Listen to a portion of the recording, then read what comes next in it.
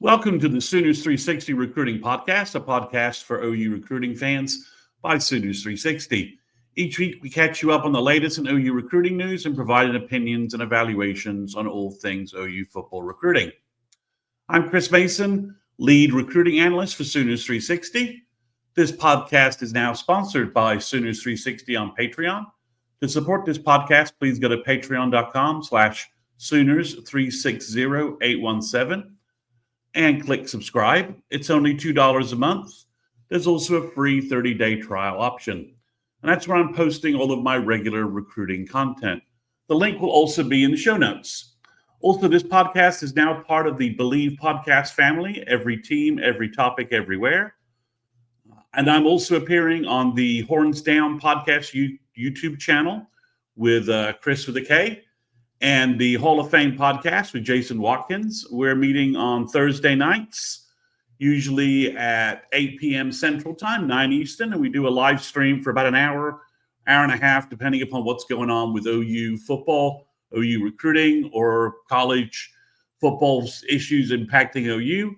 So we're going to be doing that throughout the season, meeting on Thursdays, and also we'll be doing a post-game wrap-ups after the OU games on Saturday, early Sunday, depending upon when the games kick and all that. So please subscribe to my YouTube channel, Sooners 360. Just go to youtube.com, search in the box, Sooners 360, and you'll find our channel. If you subscribe to my channel, you'll be notified whenever we do our live channels and notified whenever I upload new content to YouTube. So if you follow the podcast via YouTube, please subscribe. It's the best way to be informed about what's going on. So we're going to jump in. This is episode 136, shocking defensive line commitment. And as always, we jump to the verbal commitment news. On last Tuesday, OU picked up Jake Krull from IMG, the 6'3", 235-pound rush defensive end, rush outside linebacker, depending upon the scheme and how OU decides to use him. And he went ahead and transitioned from his OU verbal commitment into his IMG season. And they played First Academy, which I presume is another team from Florida. And Jake Krull posted 4 sacks and was disruptive and just put on just a great start to his senior season. So we'll be keeping an eye out what Jake does there. And see if he continues to put up ridiculous stats, and maybe that will push him into 5-star territory with 247, and hopefully move him back up on the new Rivals, in air quotes, on 3 rankings, because it's kind of a combination between the two. So what's the commitment news? The big commitment news, and our main topic for today, is that James Tank Carrington verbally committed to Oklahoma on Saturday. And this had been rumored from the moment he decommitted from FSU.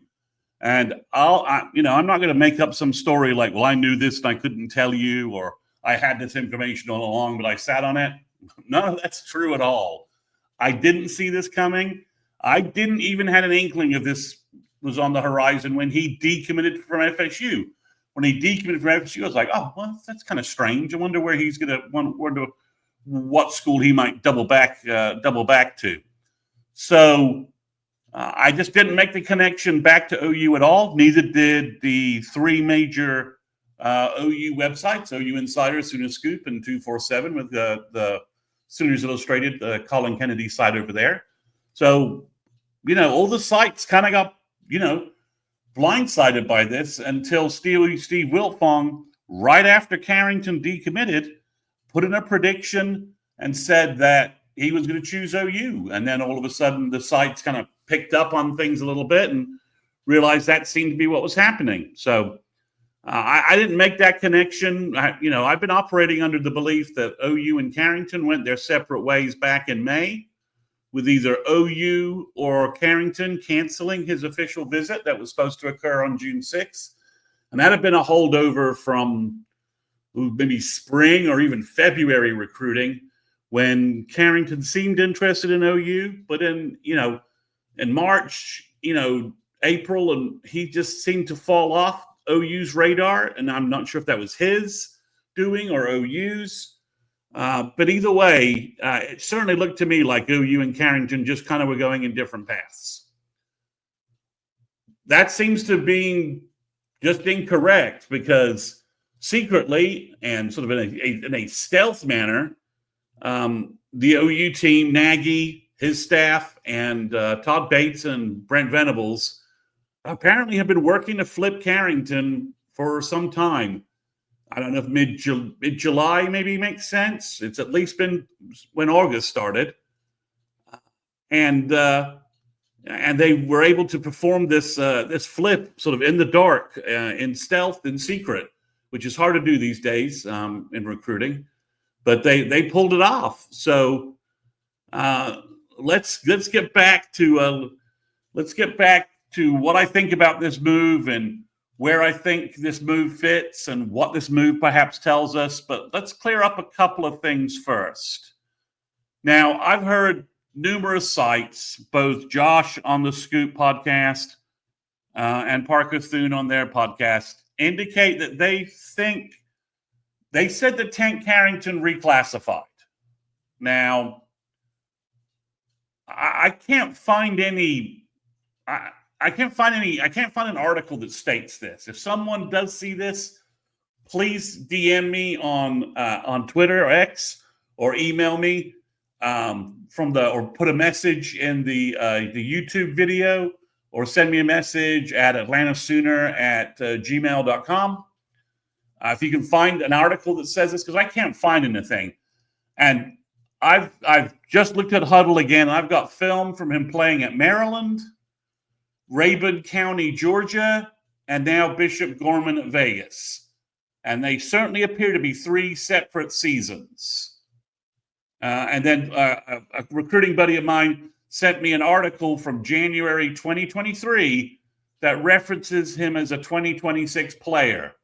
So either I've missed something completely, or the information out, or he had a half season in Maryland and a half season in Georgia. But even that doesn't seem to make sense based upon the Huddle highlights that are available. It's like 8 games in both of those seasons that he played. And he played a full season in Vegas. There's a 7-minute highlight reel based upon it. So I don't know how important it is, but it certainly seems to be confusing to me as to why this reclassification story is still out there when I can't point to an article that says it. So if I'm missing something, someone please educate me, update me, and correct me. Happy to say I'm wrong. But like I said, I just watched his Huddle film again. I just looked up his Huddle film again, and it's stuff from Maryland, from the same school that Michael Van Buren was at, that OU's St. Francis Academy, I believe it is, SFA. Then he's got Rabun County, Georgia film, and then he's got Vegas Bishop Gorman film. So I don't know how he's reclassifying when he has 3 seasons of football and he has his senior year coming up. So anyway, then the next issue that seems to have concerned Sooner fans is his weight. So he's probably somewhere in the 265 to 270 range right now, not 240. He apparently lost a bunch of weight due to an illness in the spring and then attended a camp combine where he weighed 240. He was already back to 260 by May, according to his social media accounts. And at least one interview that's been performed, Parker Thune, I believe, he told Parker Thune he was 272 pounds. So I'm guessing he's going to play his senior year somewhere in the 270 range, which is perfectly fine for what will happen. That's perfectly fine for a high school guy, a 3 technique. His ranking on 3 Rivals has gone from like a top 100 ranking to top 400. He's still a 4-star on ESPN and 247, but he's going to need an incredible senior year to reverse his ranking at Rivals bracket on 3, especially since they dropped Jake Krull because they think he's 6'2", 225.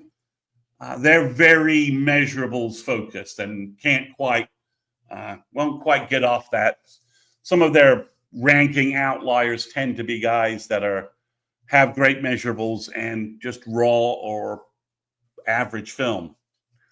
So I think he's probably going to, if he has a fantastic year out at California, he's now at, I think it's Bishop Lutheran out in Crean, California. If he has a great year there, maybe he moves up a little bit, but he's not going to move up a lot.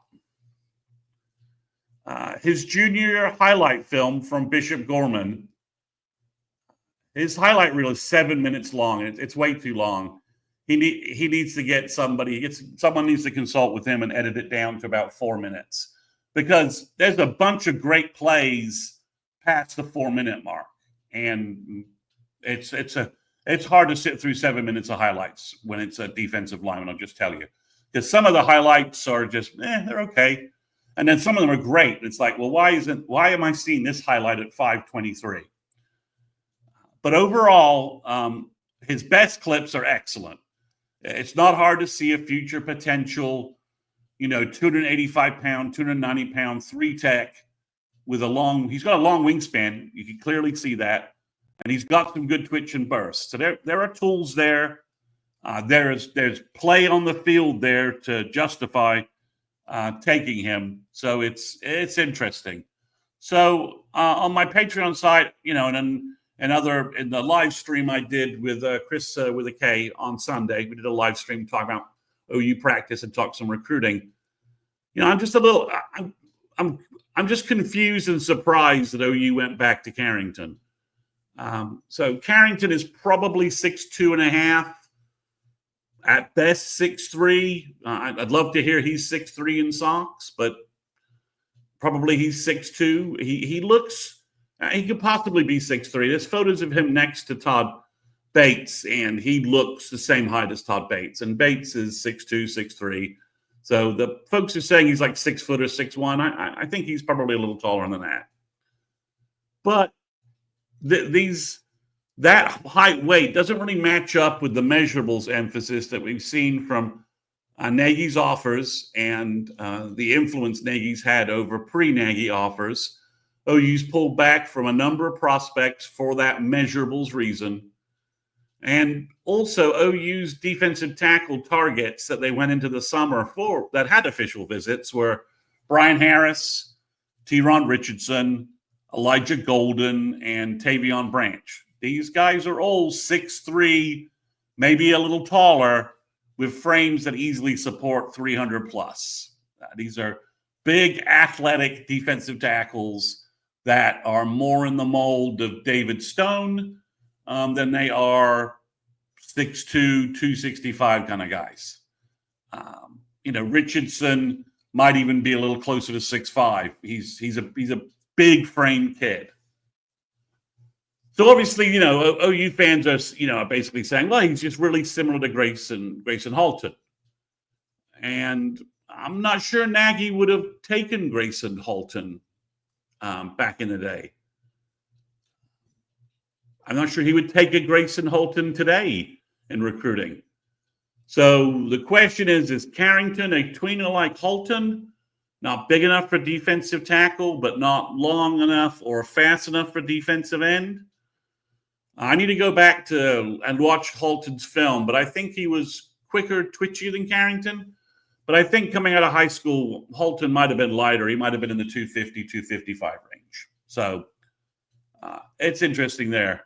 A lot of people ask me, I had some recruiting friends of mine again ask me, why didn't OU circle back and try and flip Taj Overton instead? The Owasso defensive tackle who's verbal to OSU. OU clearly flipped Carrington from FSU. Nebraska wanted Carrington as well. And we know both schools are paying NIL money to guys. So the fact that OU was able to flip an FSU prospect but didn't go back to Overton could indicate one of two things. One, they prefer Carrington's upside to Overton's. Because Overton, again, you could call Overton maybe a tweener as well. Not big enough to be a big nose guard. Maybe not twitchy enough to be a 3-tech. So that's one way you could go with that direction on Overton. But OU, the fact that OU went with Carrington, it might indicate the degree to which OSU overspent on Overton and their other in-state recruiting wins. This may be telling us that OU just feels like OSU completely overpaid for Overton, and OU feels like there are better recruiting targets that better fit the salary cap that OU wants to be at. That we've got this much money to spend on someone that we have rated this level, and Overton doesn't fit that budget. We're not going to overspend here. A lot of people asking about the 4 high school situation. I'm trying to get a confirmation on this, but as I understand it, I think it's his dad. I think it's his dad's employment.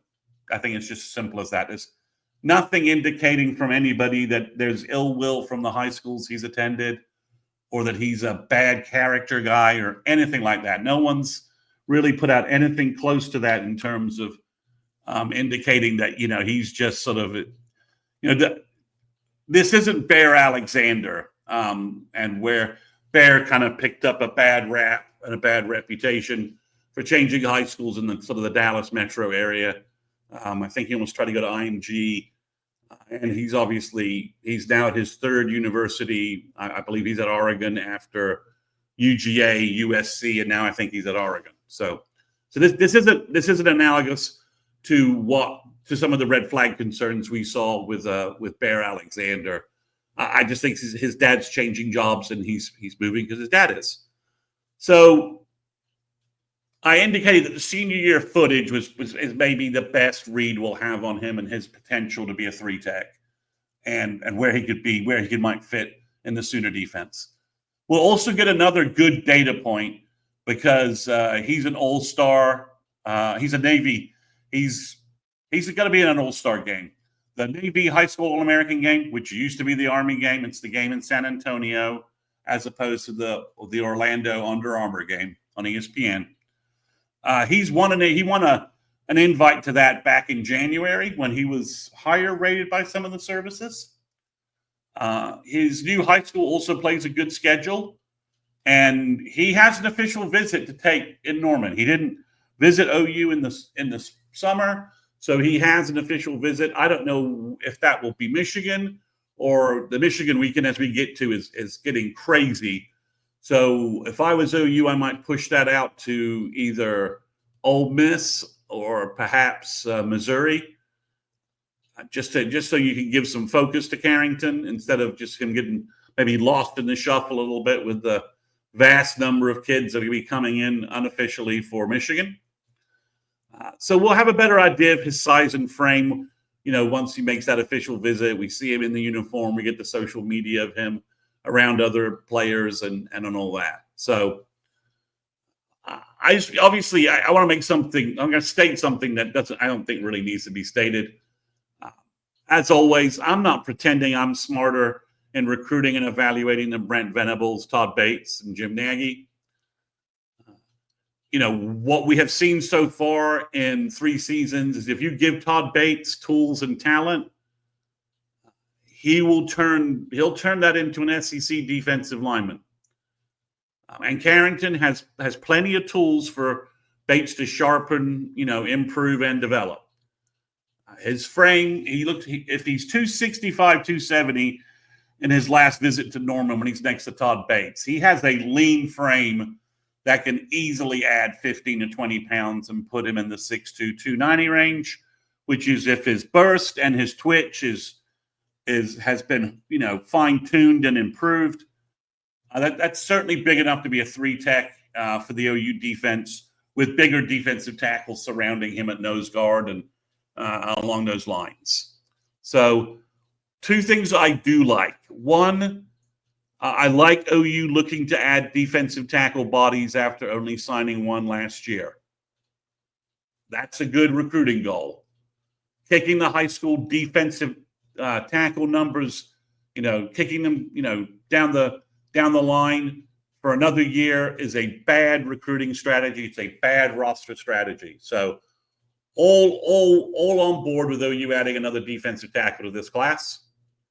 And again, also, for those that say, well, you could just pick up portal defensive linemen, relying on the portal to make up for low numbers in high school recruiting especially in the defensive trenches and in the offensive trenches, in my opinion, is also a bad strategy. You never quite know what you're going to be able to get in the portal. Getting one guy, fine. Getting a Dom Williams, fine. OU picked up Ricky Solahea at a spring to add as a nose guard. It's basically he's basically going to be called upon to be a nose guard next year. So you've got a full year to develop him, full year for Todd Bates to get him in shape, whip him into shape. Jerry Schmidt to do the same thing, and for him to be a nose guard that can help OU depth-wise next year. So it wasn't really Ricky Solahea is not probably going to play this year. I don't think they can redshirt him. He redshirted at OSU, but I don't think we're going to see a whole lot of him. So I do like the strategy of adding numbers. And again, you miss all the shots you don't take. And I think there's enough here that Todd Bates can develop into an SEC defensive lineman. I'm not sure he's got the kind of ceiling that some of the other kids have. I don't think he has the same ceiling as Brian Harris.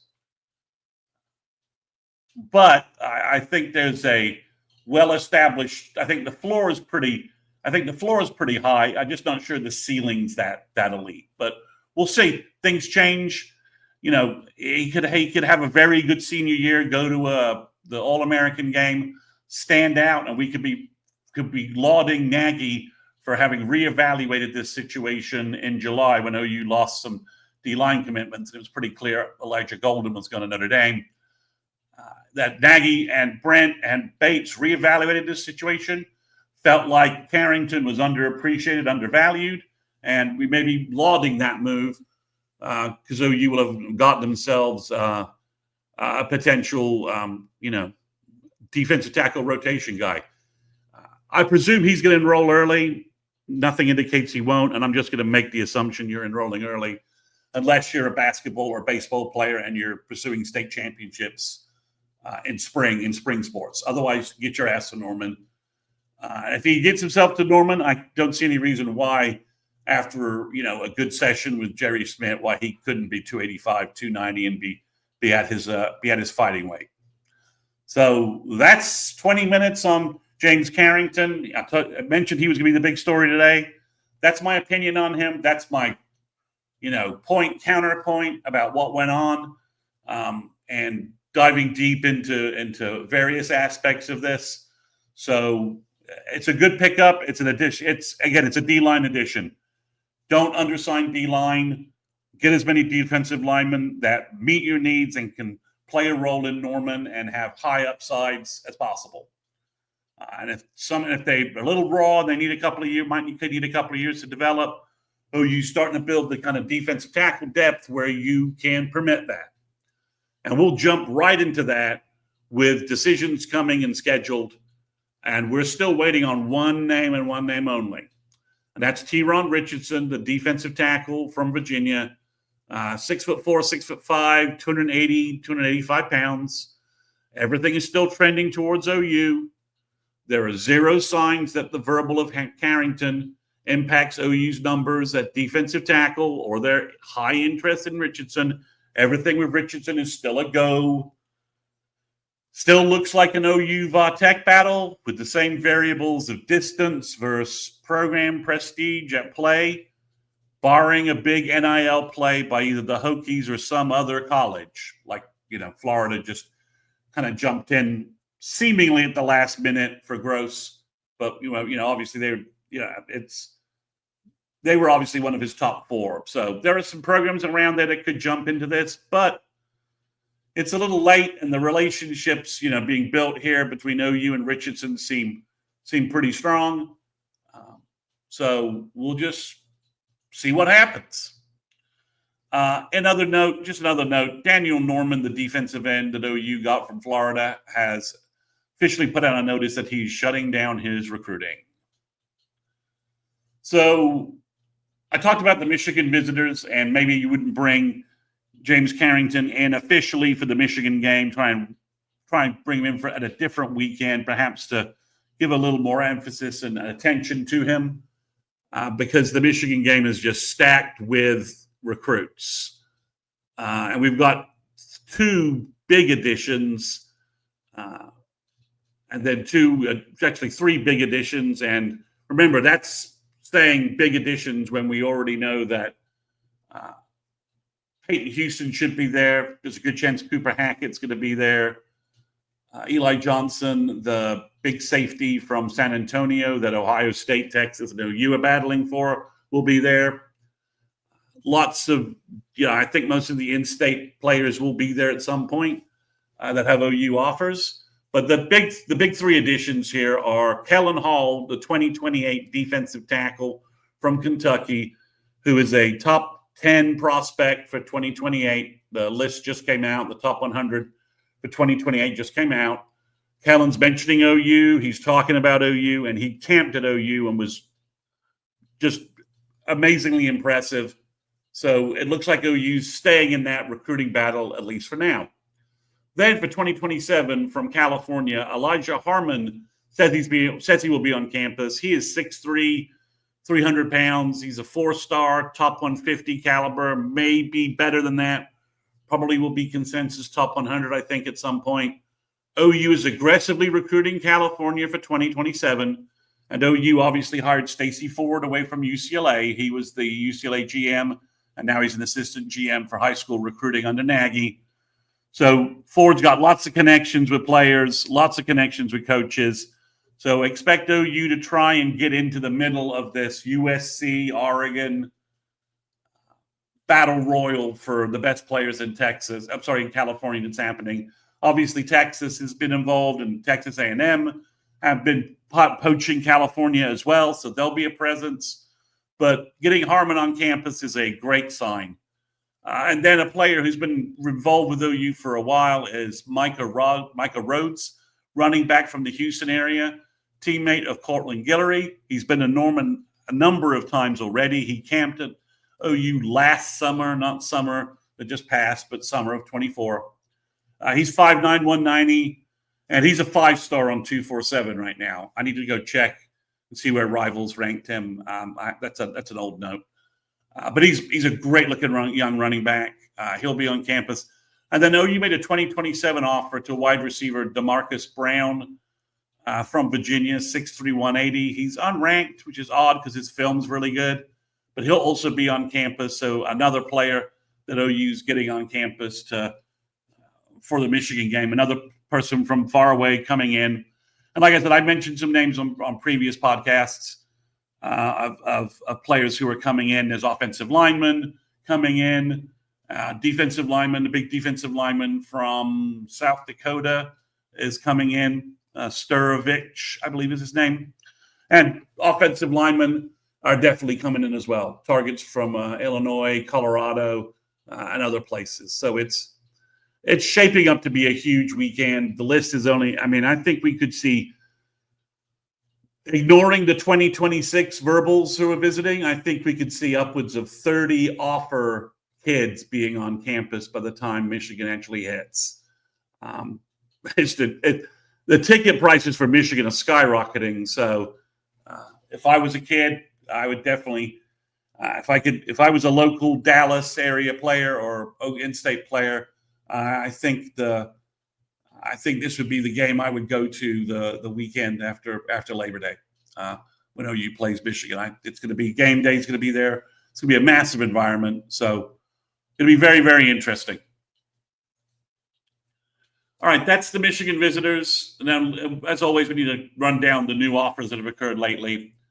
OU offered for 2027. They just re-offered, I think, or offered, however you want to look at it. But they just offered 5-star wide receiver from Louisiana, Easton Royal. I've no idea where his interest level is with the Sooners. They just offered Cam Hall, a defensive end from Mansfield, Texas, which has been generous to OU in the past. He's 6'4", 240, really good film, good frame. Then they offered from Illinois, Roman Igwebuike. We'll go with that. And he's at Mount Carmel, which is a powerhouse program in the Chicago area. I'm pretty sure that's where Donovan McNabb came from. And he is Roman is a linebacker, 6'3", 225. and he's a top 100 4-star right now. Going back to Arizona, OU offered Zarek Sidney. He's a 6 foot, 175-pound wide receiver, 4-star, top 300. Really good film, playmaking, catches everything, contested catches, difficult catches, good speed. His highlights don't show a lot of home run plays, and the camera works a little off too. But I don't know, no question why OU made this offer. Then OU offered Khalil Terry from California. He's 5'11", 170. He is a 4-star, top 200. And there's a lot of buzz around OU and Terry. Apparently, Terry has some connections back to Oklahoma. That's according to Parker Thune. And Terry USC wants him, Texas wants him. This is going to be a tough pull, but OU's definitely appears to be in this battle. And, as I referenced, OU's after kids in California, trying to make some presence in California, make some hay in California. Then in the pipe dream offer, OU offered Ahmed Hudson from Louisiana. He's 6'8", 230, and he is a 5-star in hoops and football. Now, if you're not paying attention to basketball recruiting, let me just tell you that Porter Moser's high school recruiting is going the best that I think any OU hoops fan has seen in 20 years. There's a good chance that 5 top 50 players are going to take official visits to Norman this fall. And there's a good chance that OU could snag at least one top 25 player in their class if the NIL works out all right. So I would say OU is like, this is a pipe dream. But if Hudson decides he wants to play hoops at OU and Porter and Nagy can kind of come together and combine some NIL stuff, it might be well worth it.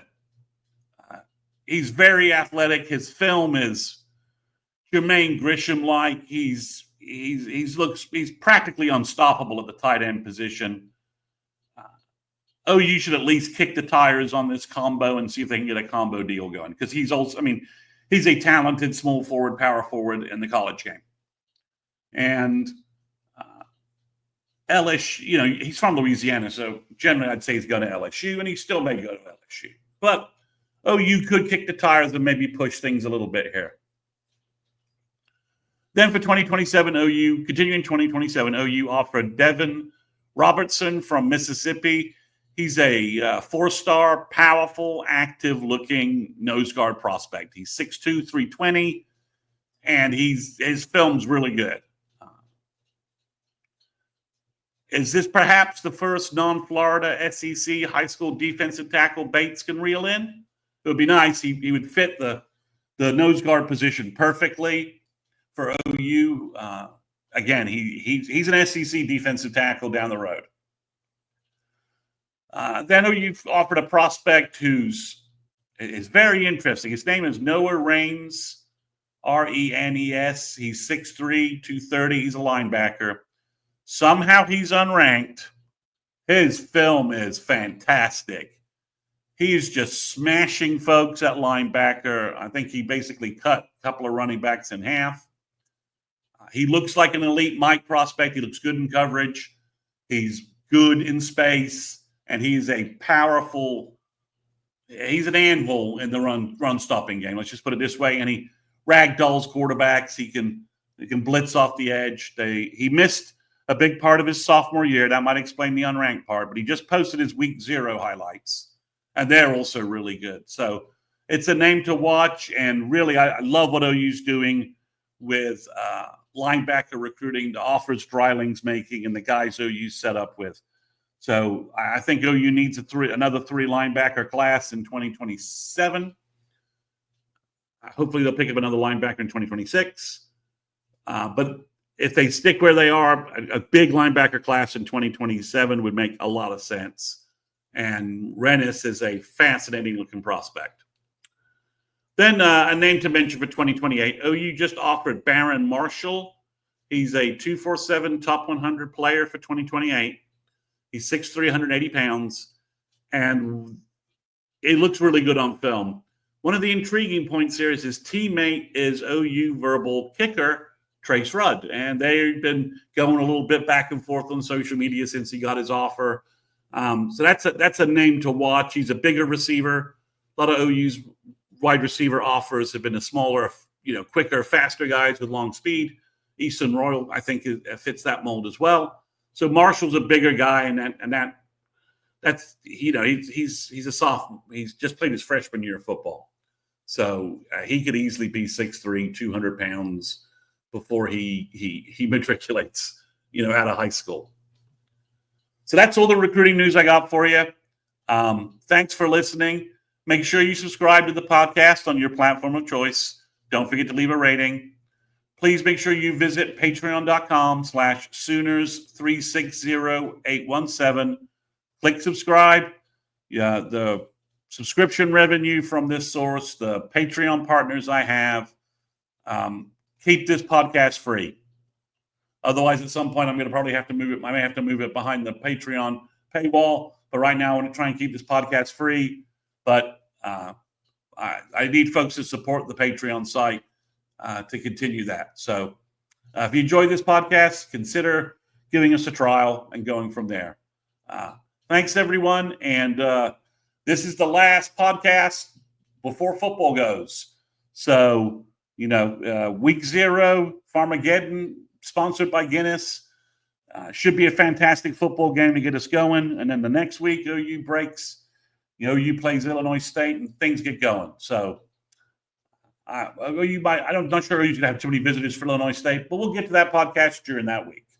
So, thanks, everyone, again, and I will be back next week with an update for you.